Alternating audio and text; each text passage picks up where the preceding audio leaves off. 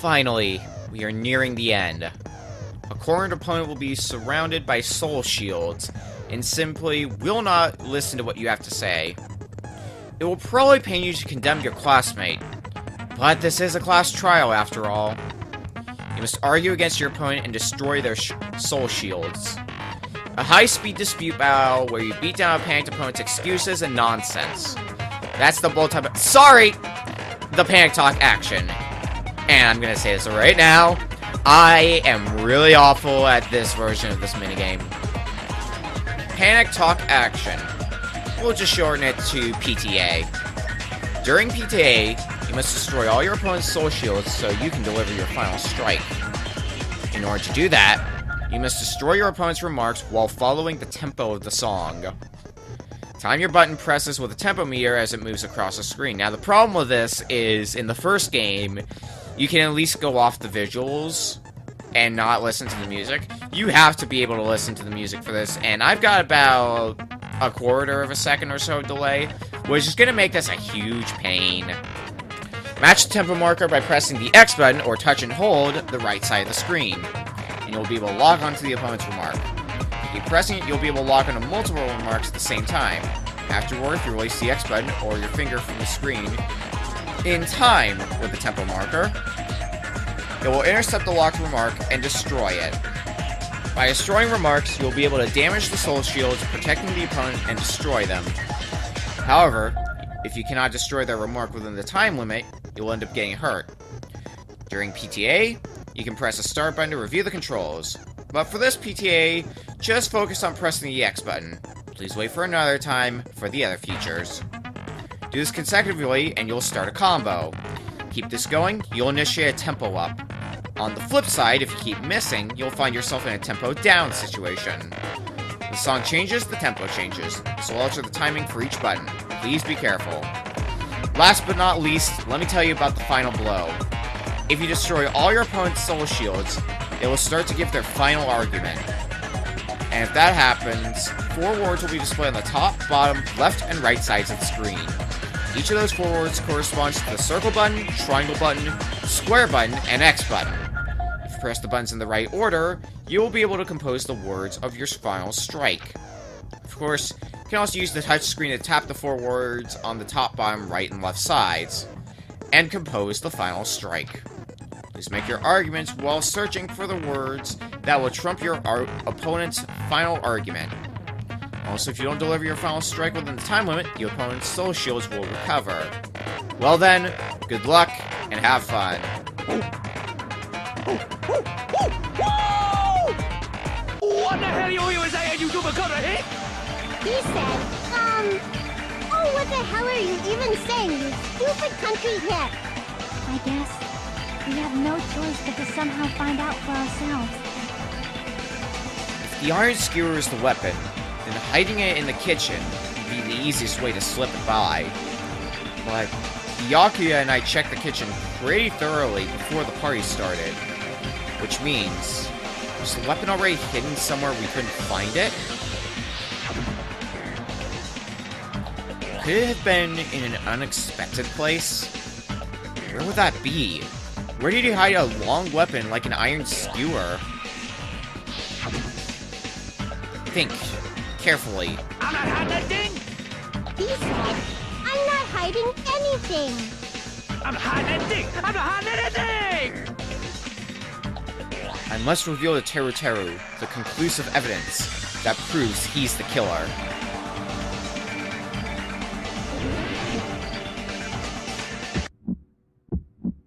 Shut up! That's impossible! Nonsense! Unforgivable! I don't know! Nonsense! Shut up! That's impossible! Nonsense! Unforgivable! I don't know! Nonsense! Unforgivable! Shut up! That's it! Where would the weapon be? This is the end. There's only one possible place left I can think of, and that's the meat on the bone. Could the iron skewer have been hidden inside the piece of meat on the bone? What are you saying? There's no way I'd hide anything. In a place like that? That's clearly impossible. I mean, that's inside the food. Impossible. That's what Byakuya and I thought. That's why we overlooked it.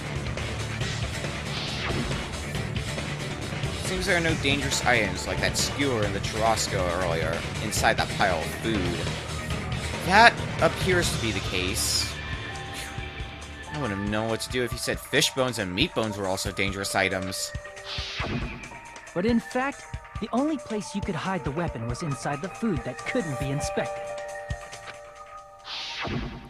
Out of all the dishes you prepared, the only one that could hide a weapon as long as an iron skewer is the meat on the bone.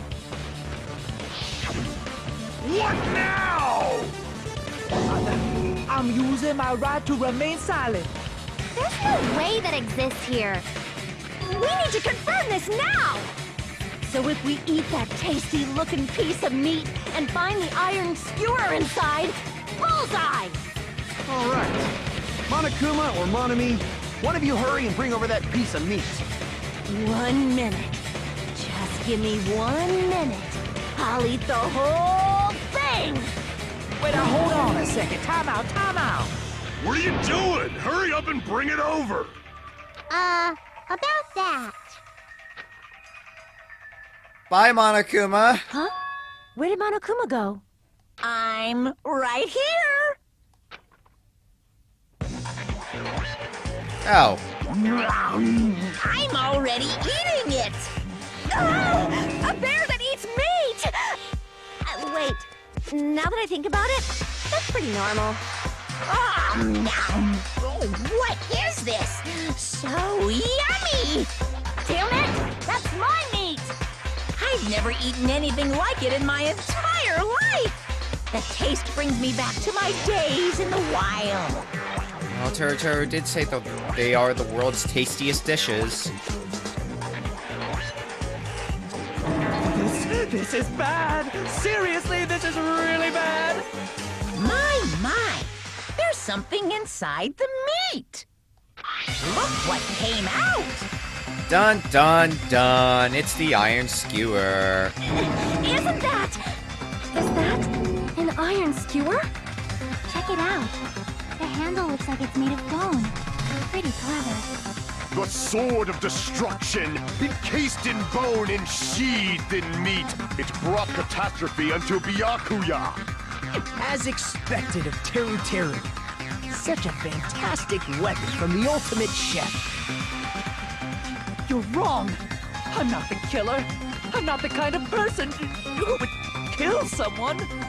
I got it. You all set me up. You guys set me up so you could blame this on me. Jeez, what a disappointment. Such an unseemly defense for an ultimate like you. Do you really call that hope? Hey, Nagito. I'm sorry, but can you just be quiet? No need to be nice about that one. He said, you're all nothing but a bunch of poor, loudmouth, fast food eating hicks. You don't need to translate anymore. Somehow I can tell what he's trying to say. And we're back to not being able to understand him. Let's just deal with Nagito later. More importantly, we should first... I guess we need to settle this. Once and for all. To do that, we need to go over the entire incident from beginning to end and make everything clear. go over the entire incident. And then, I can prove Teru's crime. That's right. If we don't do that, you can't end this no matter how much time passes. So, we need to do it. So it's finally come to this.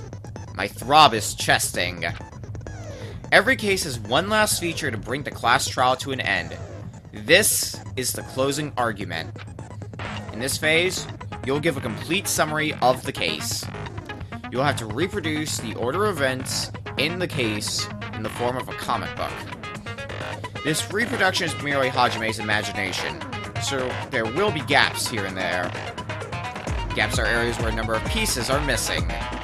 It's up to you to complete the comic using the truth panels provided.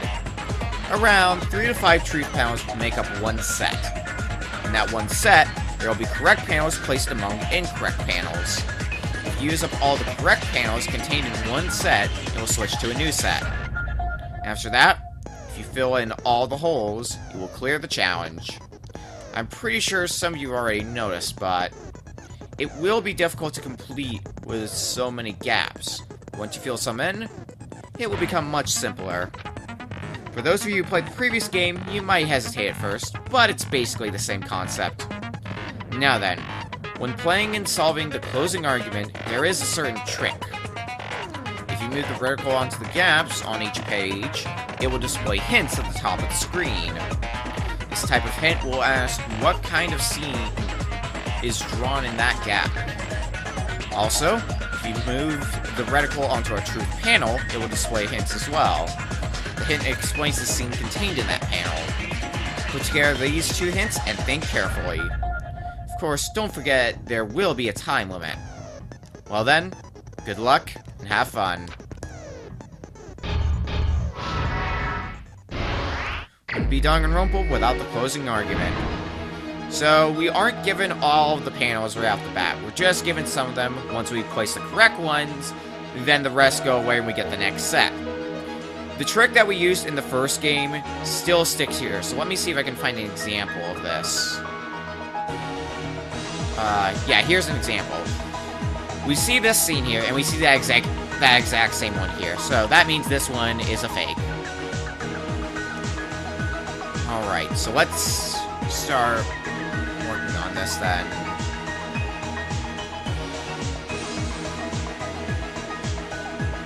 Storage room before the blackout. That would have been the irons. The office room and dining hall.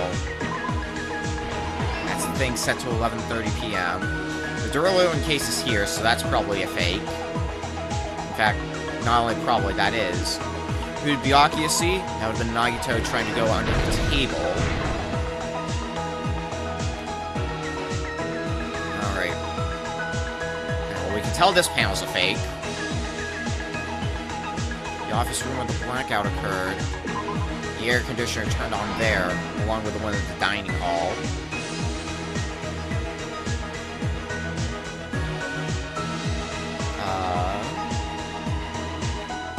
We don't have that. Killer drew after exiting the dining hall, I don't think we have that. But the killer tanked in the storage room, that would have been the tablecloth. And someone heard it, and that someone was Ibuki.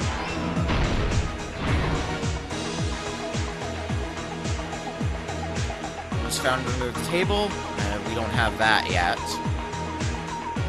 Killer drew after exiting the dining hall and closed the fire door, so that way light wouldn't peek out. When it got dark, Byakuya put on the night vision goggles so he could see. Everybody's alibi for the time. We were all at the party. Peko was in the bathroom, Fuyuhiko was at his cottage, and Chiaki was guarding the front. Final stock. Let's start with this. Killer obtained a light. That light would have been a portable stove. The weapon was hidden in the meat on the bone. And last but not least, what was found under the table? It was a knife Byakuya was trying to retrieve.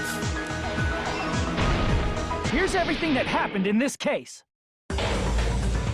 Let's try going over the whole incident, beginning with right after the party started. Byakuya had us gather in the dining hall of the old building near the hotel. He was extra cautious about a murder occurring that night because of a threatening letter he received. Therefore, he decided to throw a party so he could monitor us.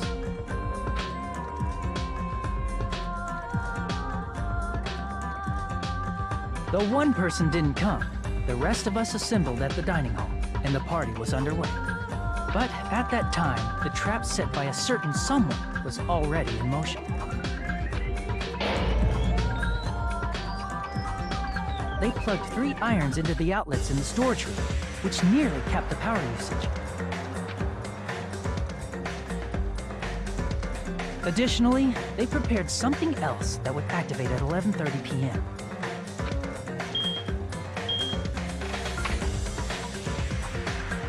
The air conditioners in the office and dining hall. They had already set the timers for these. Thanks to the irons maxing out the power usage, the breaker was tripped when the air conditioners kicked on.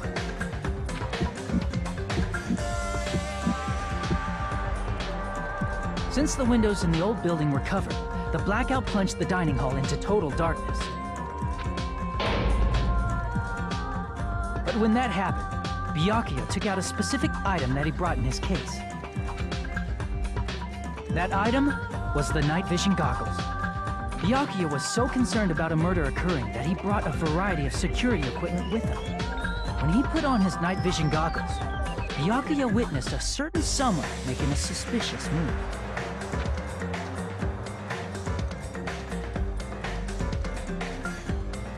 He saw Nagito guiding himself with the desk lamp's power cord so he could get under the table.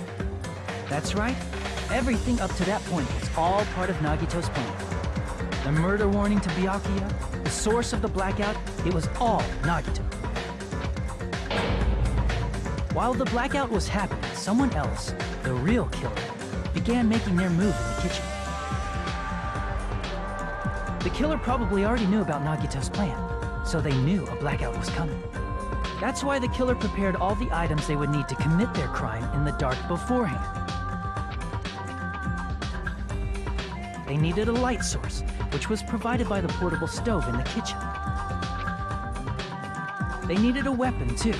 This had also been hidden in the kitchen beforehand. The long iron skewer used in the churrasco dish.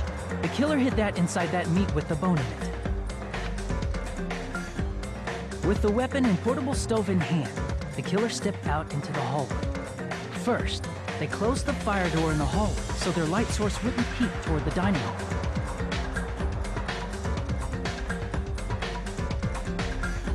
Then, guided by the light, the killer headed toward the storage room and grabbed a specific item. That's right, a tablecloth to block the blood splatter.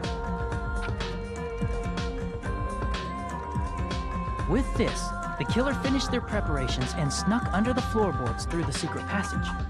They probably turned off the portable cooking stove at that point, or left it near the entrance of the door. The floor in the dining hall is full of gaps, so there's no way they could have safely held a light source.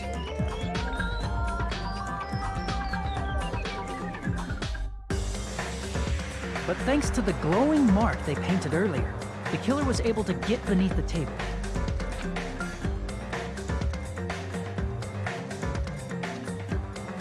Under the table, Byakuya found the knife that had been hidden there. If only he had retreated, he probably wouldn't have gotten killed, but he had to retrieve that knife. And at that moment,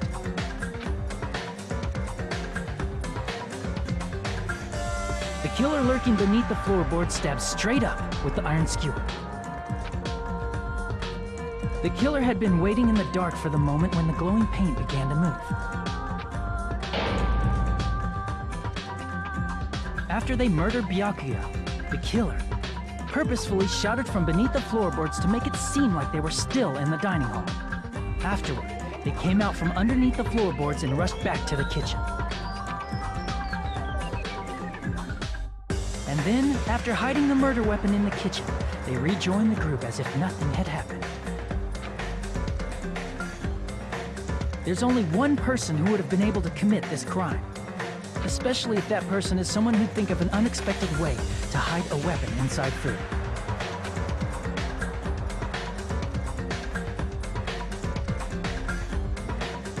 Isn't that right, Teru Hanamura?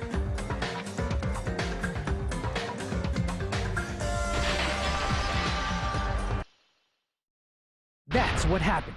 How about it? Did I get anything wrong? This is a mistake. A mistake, I tell you. I would never kill anyone. Would never.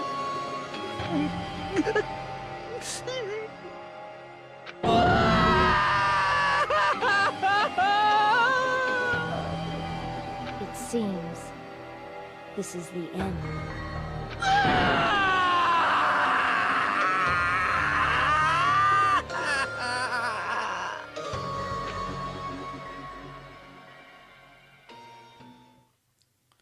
We've reached the end of the first trial.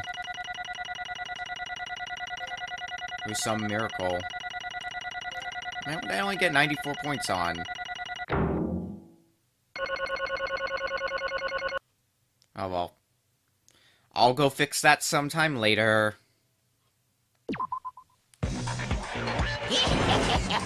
It looks like your argument has come to a close. Whoops! I lost control of my wild side for a second. Was that a side effect of the meat I just ate?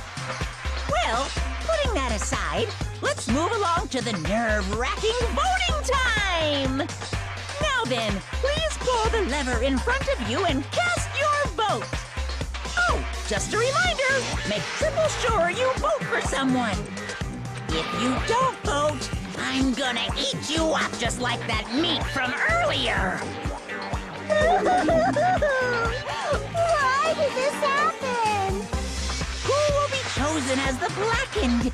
Will you make the right choice or the dreadfully wrong one?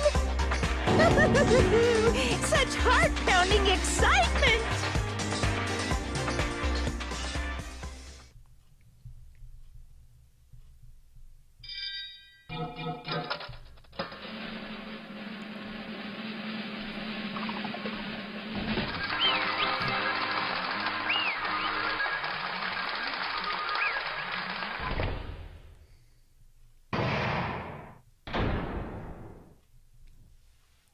Danganronpa.